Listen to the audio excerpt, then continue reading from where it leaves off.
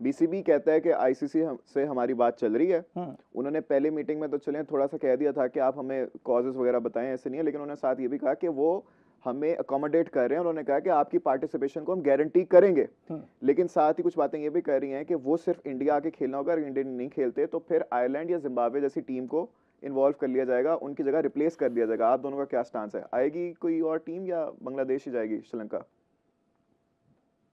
मुझे लगता है कि कोई टीम नहीं आएगी, बांग्लादेश ही जो है वो इस प्लेइंग 11 का हिस्सा रहेगी, मतलब इस पूरे टूर्नामेंट का हिस्सा रहेगी। इंडिया में या श्रीलंका में?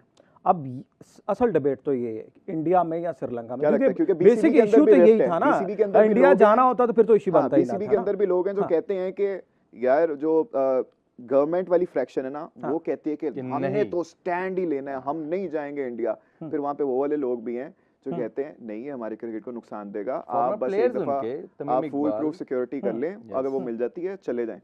अब देखिए ना, दो चीजें होगी, आप इस चीज को तो क्लियर कर दिया कि कोई अदर टीम नहीं आ रही, मतलब बांग्लादेश के अलग, जिस तरह हम वही बात करें फुल मेंबर टीम है, उसको निकालना इतना आसान भी नहीं है, और उसका फिर जो अगला प्रोसेस होगा वो बड़ा मतलब डेंजरस होगा बांग्लादेश की क्रिकेट के लिए भी, ठीक है, वो भी होगा। लेकिन यहाँ पे अगर ये चीज आप ऐड करते हैं कि टर्म्स एंड कंडीशंस क्या जो है वो डिसाइड होती हैं, वही फुल प्रूफ सिक्योरिटी वाली, फिर वही रीज़न आपको मुस्तफीज़ को भी बड़ा क्लियर करना पड़ेगा कि भाई एक प्लेयर का जो है इशू वो नहीं सेटल हुआ था, फिर पूरी टीम को हमने किस तरह से फुल प्रूफ सिक्योरिटी देंगे। और सेकंड, जो बांग्लादेश की गवर्नमेंट है उसका स्टांस भी आपको देखना है, जिन्होंने बड़ा क्लियर करके कह दिया हुआ कि हम नहीं जा रहे, मतलब हमें कोई बांग्लादेश के बढ़ के कुछ चले। मैं आईसीसी ने कह दिया कि भाई आपने जाके इंडिया खेलना, अगर आप चाहते हो सिक्योरिटी वगैरह तो वो आपको प्रोवाइड कर दी जाएगी बांग्लादेश।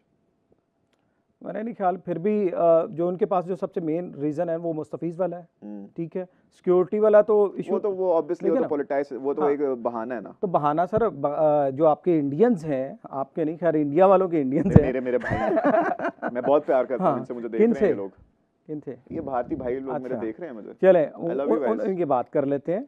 वो कभी भी इस चीज को जस्टिफाई नहीं कर पाएंगे कि आपने एक प्लेयर को नहीं दी तो फिर आप बाकियों के कैसे करो, क्योंकि वहां पे भी आप चले, कुछ आपके भाई भी हैं, कुछ आपके वो भी होंगे जो भाई नहीं है, ठीक है ना, वो ज्यादा है ना, तो फिर इसलिए वो सारी चीजें प्रॉब्लम क्रिएट करती हैं। प्रेशर भी उन्हीं की वजह से हुआ था, अदरवाइज आपको पता है अभी तक ऑफिशियल जो है मुस्तफीज को निकालने का भी कोई प्रूफ ही नहीं है किसी के पास कि ऑफिशियली कैसे निकाला गया था। स्टेटमेंट्स वगैरह तो सारी बीसीसीआई की है ना। देखिए गजाल, इस पे जो मेरा चांस है वो ये है कि बांग्लादेश तो वर्ल्ड कप का पार्ट रहेगा, कोई नई टीम नहीं आ सकती। इस तरह नहीं है कि एक टेस्ट प्लेइंग नेशन को आप वर्ल्ड कप से 1 महीना पहले।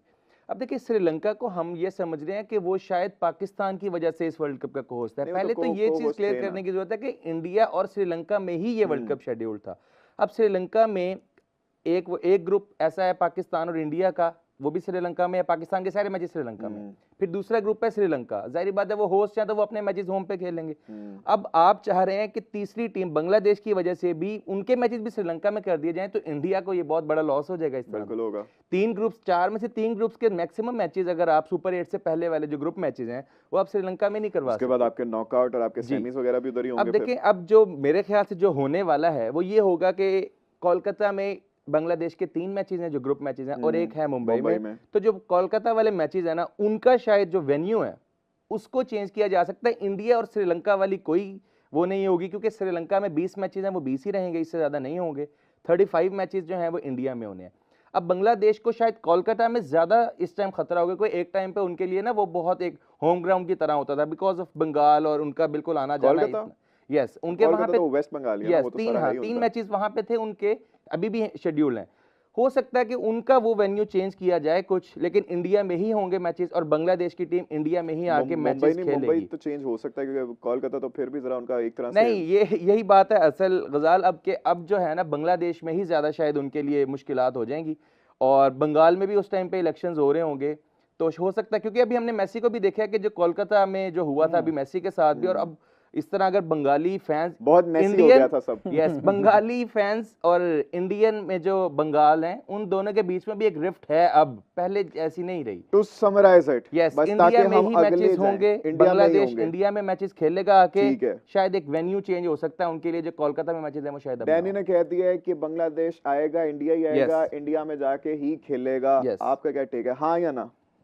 मुझे लगता है कि हाइब्रिड एक जगह कॉन्फ्लिक्टिंग आ गई, ये तो खूबसूरती होती है। देखिए आप देखते हैं कि होता क्या है, लेकिन अब वक्त हो गया, हमें अगले टॉपिक पे भी जाना पड़ेगा। बहुत हो गया ये बीसीबी वर्सेस बीसीसीआई ड्रामा यार, आप लोग क्या करते रहते हो? बट मैं देख रहा हूँ बीसीसीआई बहुत बड़ा बोर्ड बन रहा है, लेकिन अब एक ऐसी सिचुएशन आ गई है कि उनके लिए डिसीजन लेना बहुत वो टाइम अब गुजर गया कि बहुत बड़ा बोर्ड वाली, वो एक टाइम था, ठीक है मानते हैं, लेकिन पैसा ही सब कुछ नहीं होता। फिर भी कहीं ना कहीं रिस्पेक्ट हर कंट्री की, हर प्लेयर की, वो चीजें भी मैटर करती हैं। अब ये चीज उनको भी समझ लगनी शुरू हो चुकी है। कब तक ऐसे रहेगा कि आपका एक कमाओ पूत है, उसी को आपने सारे फेवर्स दिए जाने के ये मेरा फेवर बचा जा, मेरे बच्चे कर ले और आपके दोहरे मयार आपने सेट करके रखने, इसको बदलना होगा। Grow up ICC and BCB and BCCI. Thank you very much. आगे बढ़ते हैं।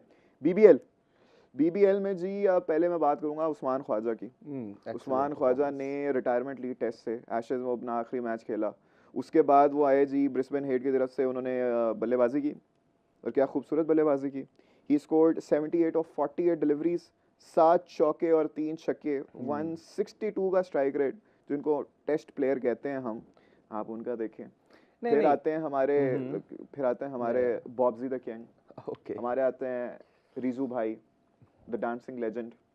आप उन लोगों के आप जाके परफॉर्मेंसेस देखें, रन बॉल परफॉर्मेंसेस हैं, मुश्किल से डबल फिगर्स में जाते हैं। जब डबल फिगर्स में जाते हैं तब स्ट्राइक रेट इनके 98, 80, 115, 120 इतना होता है। How disappointing. देखिए सबसे पहले तो उस्मान ख्वाजा का जैसा पॉइंट है कि हम उनको एक टेस्ट प्लेयर, बिकॉज वो ऑस्ट्रेलिया के लिए ज्यादा खेली, टेस्ट क्रिकेट है 80 और टेस्ट मैचेस, अब उन्होंने रिटायरमेंट ले ली है। अब टेस्ट क्रिकेट को छोड़े, अपनी फ्रेंचाइज क्रिकेट जो है एंजॉय करें।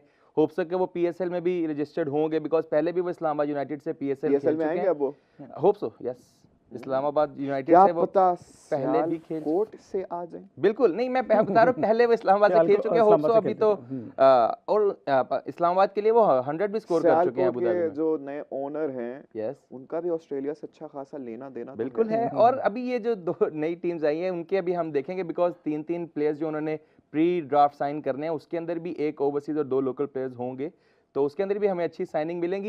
लेकिन उस्मान ख्वाजा ये कि वो बीबीएल में अच्छा परफॉर्म करते आए हैं स्टार्ट से, पहले सिडनी थंडर्स के लिए खेलते रहे या ब्रिस्बेन हीट के लिए खेल रहे हैं, तो उनका एक फ्रेंचाइज क्रिकेट में बिग बैश में अच्छा रिकॉर्ड है। और वो आईपीएल में भी वो राइजिंग पुणे सुपर जायंट्स के लिए आई गेस 2016-17 में खेलते रहे, तो उनका फ्रेंचाइज एक्सपीरियंस है। और अब पीएसएल में भी वो आगे कंटिन्यू करेंगे।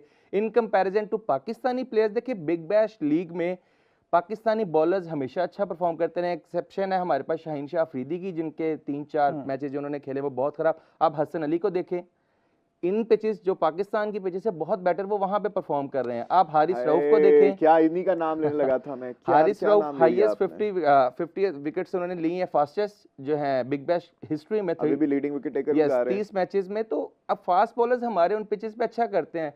अब रिजवान की आप इनिंग देखेंगे, एक तो वो खेल उन्होंने ओपनिंग से स्टार्ट किया, फिर मेलबर्न रेनेगेड्स ने उनको नंबर 3 कर दिया। आज का मैच वो नंबर 4 पे खेले हैं, बिकॉज उनको भी आइडिया हो गया कि हमने जीतना भी है। वो रिजवान को उन्होंने साइन तो कर लिया because of Pakistani fan base and all the settlements you can say.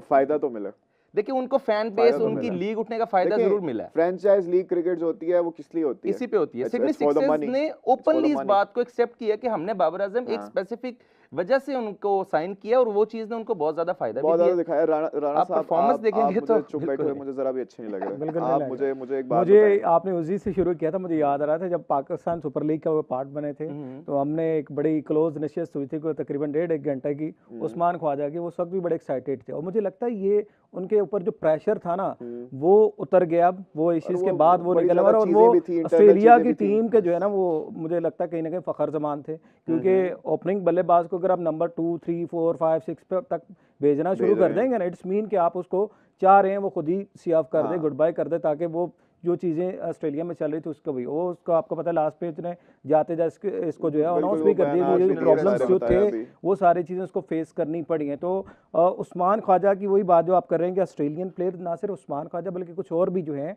ऐसे जिनकी इतलात हैं जो कि आ सकते हैं।